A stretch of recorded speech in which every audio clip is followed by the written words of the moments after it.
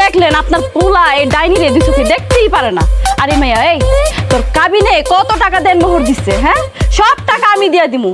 আর রতন যখন আমার বউ হিসাবে মানে রতনের হইয়া আমি তোরে তালাক দিতেছি।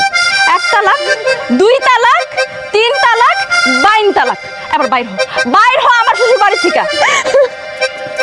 আমার না হাসি পাইতেছে, আমার মজা লাগতেছে। আচ্ছা তুমি কি বেডা?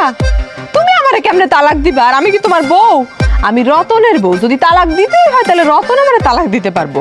আর এত সহজ তুমি আমারে কইয়া দিলা, আমি সুসুর করে এই বাড়ি থেকে বাইরে চলে গেলাম। তা তো না, তুমি রতনের বিয়া করা বউ হইতে পারো, কিন্তু আমি রতনের আগের বউ, আমার অধিকারটাই বেশি। হ, কারণ আমারটা হইল বৈধ আর তোরটা হইছে সন্দেহজনক ঝামেলা। তাই বড় বড় কথা না কইয়া বাড়ি থেকে এক্ষুনি বাইর হইয়া যা। এতে তোর ভালো হইব, আমাদের সবার ভালো হইব। কার ভালো হবে আর কার মন্দ হবে এসব তো আমার দেখা